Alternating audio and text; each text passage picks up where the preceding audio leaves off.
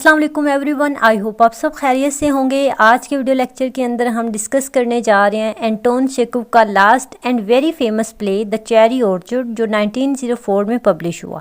Students, आज की video के अंदर हम इस वर्क के राइटर एंटोन चेखव का इंट्रोडक्शन, इस वर्क का introduction, themes, characters, symbols and summary को डिस्कस करेंगे। So this video lecture gonna be very much bombastic for you all. So without wasting more time हमारा लेक्चर स्टार्ट करते हैं। Students, ये play सिर्फ एक फैमिली की स्टोरी नहीं है, बल्कि रशियन सोसाइटी की रिफॉर्मेशन का एक कंप्लीट पोर्ट्रेट है, जहां ओल्ड अरिस्टोक्रेसी जो थी वो डिक्लाइन कर रही थी और जो सर्व्स थे, जो लोअर क्लास लोग थे, वो राइज कर रहे थे। एज आई टोल्ड यू कि ये प्ले एंटोन चेखव का लास्ट प्ले है, तो चेखव चाहते थे कि इसे एक कॉमेडी समझा जाए। उन्होंने अपने एंड पे इसको एक कॉमेडी लिखा था, लेकिन जब ये प्ले मॉस्को आर्ट थिएटर के अंदर परफॉर्म हुआ तो इसे एज ट्रेजेडी के तौर पे स्टेज किया गया।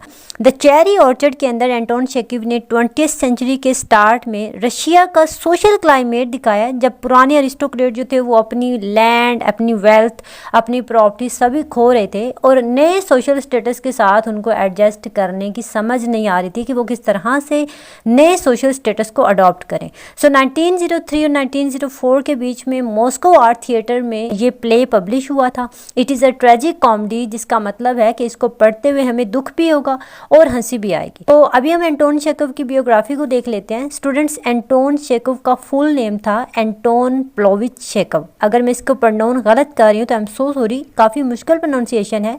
29 जनवरी 1860 में रशिया के अंदर पैदा हुए थे। 15 जुलाई 1904 में ट्यूबरक्लोसिस की वजह से, टीबी की वजह से जर्मनी के अंदर इनकी डेथ हुई थी। Students, Anton Chekhov middle class family से बिलोंग करते थे और फाइनेंशियली काफ़ी ज़्यादा वीक थे। इनके फादर जो थे वो एक ग्रोसर थे, ठीक है। इन्होंने लोकल स्कूल से बेसिक एजुकेशन ली। उसके बाद 1978 में मॉस्को स्टेट यूनिवर्सिटी गए और वहाँ से मेडिसिन के अंदर इन्होंने अपनी डिग्री कंप्लीट की। प्रोफेशनली एक डॉक्टर भी रहे और साथ में इनको लिखने का भी काफ़ी ज़्यादा शौक था। एंटोन चेखव का ये कहना था कि medicine is my loveful wife and literature is my mistress. Anton Chekhov को मॉडर्न ड्रामा का पायनियर माना जाता है। विलियम शेक्सपियर के बाद जिस राइटर ने थिएटर को सबसे ज़्यादा इन्फ्लुएंस किया था, एंटोन चेखव ही है। स्टूडेंट्स, इनका राइटिंग स्टाइल जो है वो काफ़ी यूनिक था। सिंपल प्लॉट, डीप कैरेक्टर्स और लाइफ की रियलिटी को विदाउट एनी एग्जैजरेशन ये डिस्क्राइब करते हैं।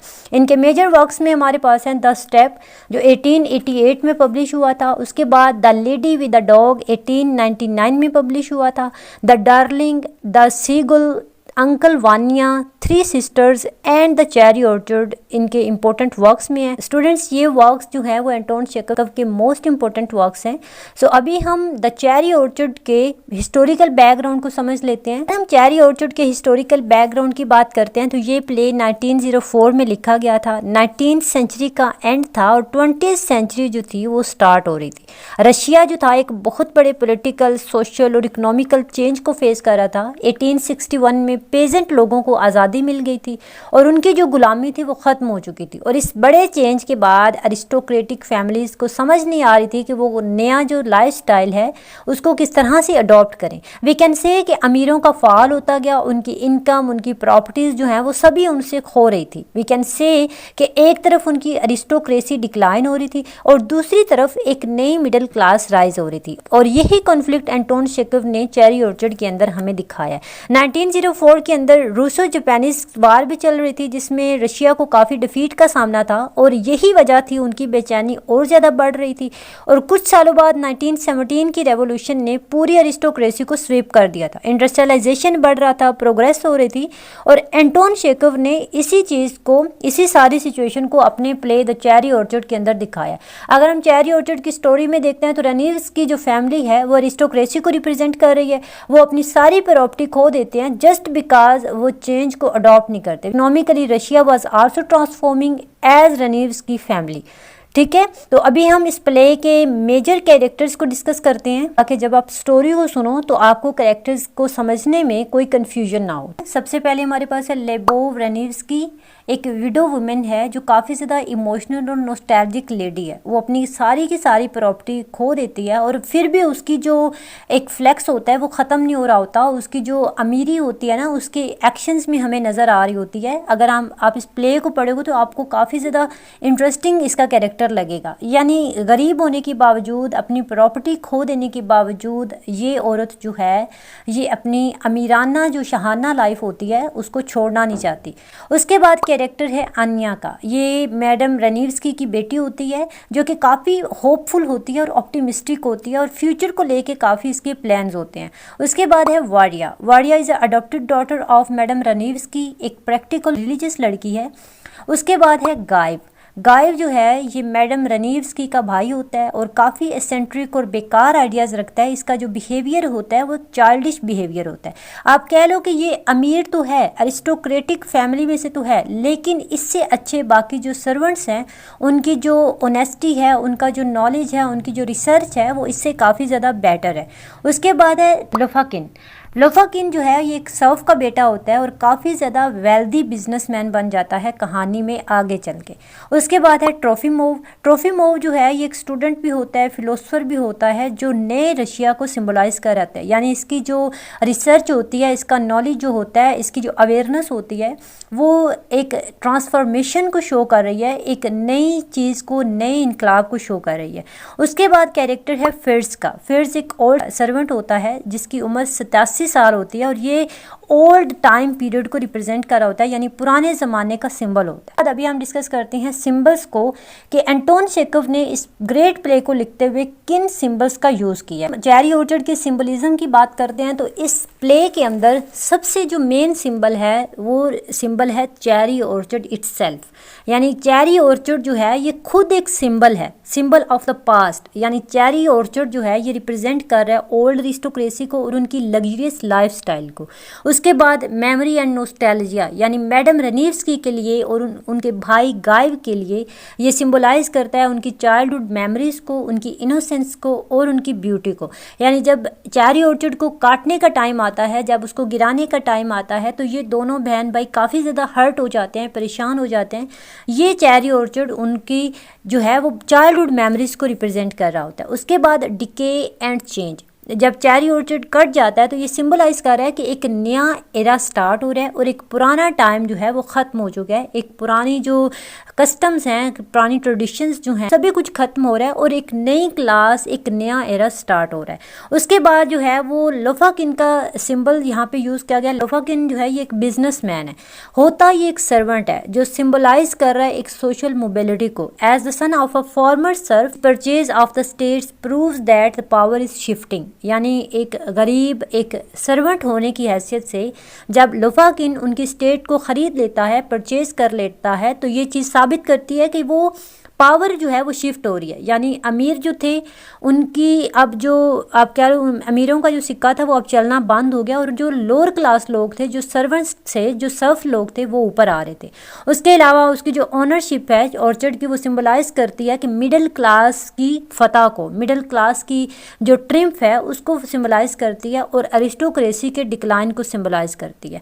उसके बाद कैरेक्टर है फर्ज का। फर्ज एक ओल्ड सर्वेंट होता है और ये रिप्रेजेंट करता है ओल्ड फ्यूडल सिस्टम को। यानी जितनी भी अरिस्टोक्रेसी थी ना वो क्लोजली टाइड हो चुकी थी। प्ले के एंड पे फर्स्ट जो है ये ओल्ड सर्वेंट जो होता है ये काफ़ी बीमार होता है और बीमार होने की वजह से ये घर के अंदर ही लॉक हो जाता है। यानी ये सिंबलाइज करता है कि फ्यूडलिज्म जो है वो उसकी डेथ हो गई है, उसकी अब किसी को ज़रूरत ही नहीं है और ना ही उसकी तरफ किसी ने तवज्जो दी है।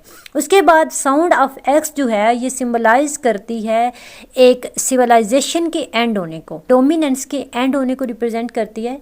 मॉडर्निज्म स्टार्ट हो रही है और ओल्ड जो रूल्स थे, ओल्ड रेगुलेशंस जो थी, ओल्ड सिविलाइजेशन जो थी वो एंड हो रही है। फ्रेंड्स, अगर हम एंटोन चेखव का प्ले द चेरी ऑर्चर्ड के थीम्स को डिस्कस करते हैं या थीम्स की बात करते हैं तो हमारे पास सबसे पहले मोस्ट इंपॉर्टेंट थीम आता है डिक्लाइन ऑफ अरिस्टोक्रेसी।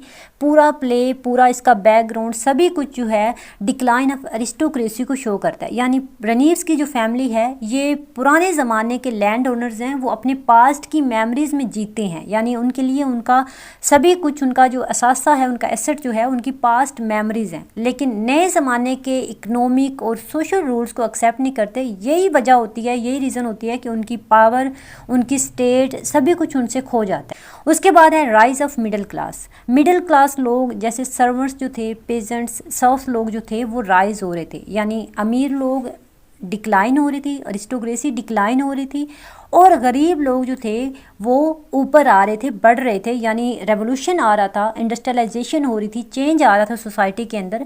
तो लोफाकिन जो है ये एक सर्फ का बेटा है जो इतनी ज़्यादा मेहनत करता है, इतना ज़्यादा हार्ड वर्क करता है कि वो एक बिजनेसमैन बन जाता है और एट द एंड वो खुद उस घर को ख़रीद लेता है जिस घर के अंदर उसका बाप और वो एक सर्वेंट के तौर पे काम करते थे। उसके बाद जो थीम है वो है चेंज एंड ट्रांजिशन।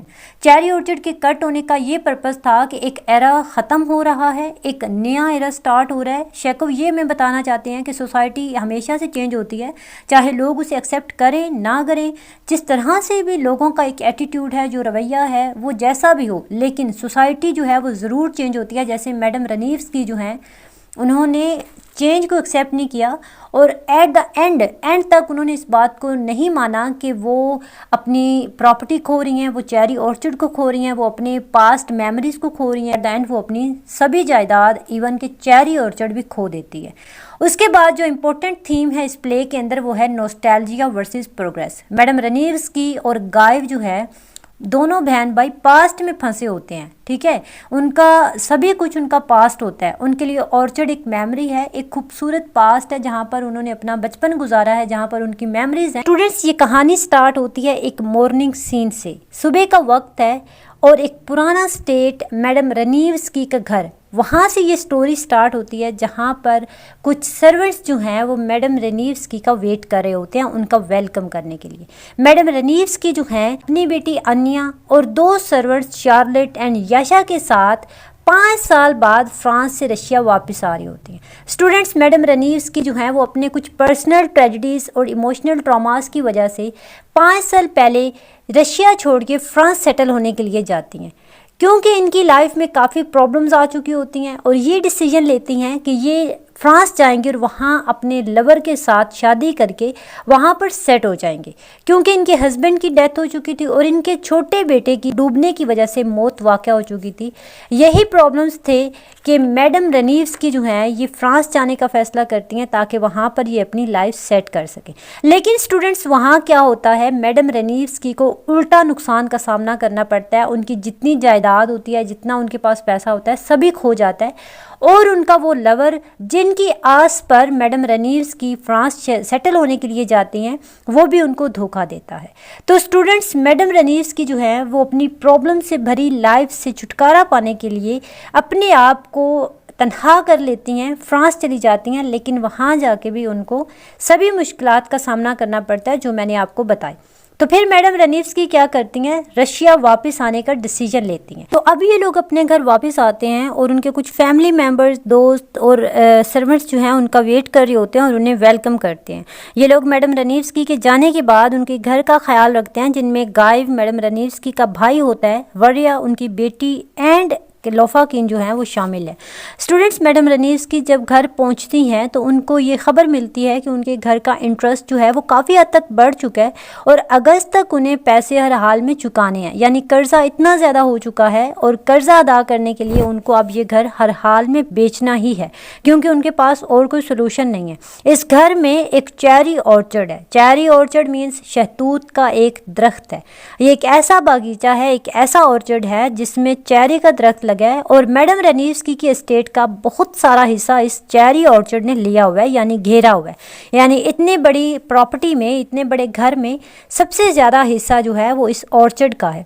स्टूडेंट्स, लोफाकिन जो है ये एक पड़ोसी है और ये एक सर्वेंट भी है मैडम रनीव्स्की का। मैडम रनीव्स्की को ये एडवाइस करता है, उसे मशवरा देता है कि क्यों ना इस चेरी ऑर्चर्ड को काट कर यहाँ पर छोटे छोटे मकान बनाए जाएँ और उन मकानों को किराए पर दे दिया जाए ताकि आपको हर साल एक हैंडसम अमाउंट मिलती रहे। इस तरह से आप इस घर का जो कर्जा है वो अदा कर पाएंगे।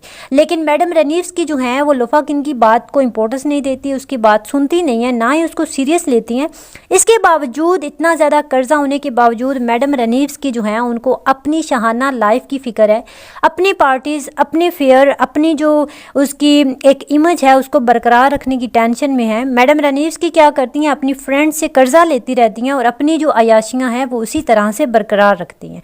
अब क्या होता है, घर के सर्वेंट्स याशा, डनियाशा एंड एपिकोडव जो है, इन तीनों सर्वेंट्स के बीच में एक लव ट्रायंगल चल रहा होता है। एपिकोडव जो है वो डनियाशा को पसंद करता है, डनियाशा जो है वो याशा से मोहब्बत करती है, और उसके अलावा याशा खुद से प्यार करता है। इस घर का एक मुलाजिम है जिसका नाम है फिर्स, जो 87 साल का है, जो मैडम के वापस आने पर काफ़ी ज़्यादा खुश होता है। स्टूडेंट्स, मैडम रनीव्स्की का एक बेटा जो 7 साल की उम्र में डूबकर मर गया था, उसका एक ट्यूटर है जिसका नाम है पीटर ट्रोफिमोव। पीटर ट्रोफिमोव जो है एक ऐसा इंसान है जिसे मैडम की बड़ी बेटी यानी वालिया जो है वो चाहती है कि ये इंसान मुझे प्रपोज करे। She is adopted daughter of madam Ranevsky. आपको ये याद रखना है, Anya was her biological daughter and Varya was her adopted daughter.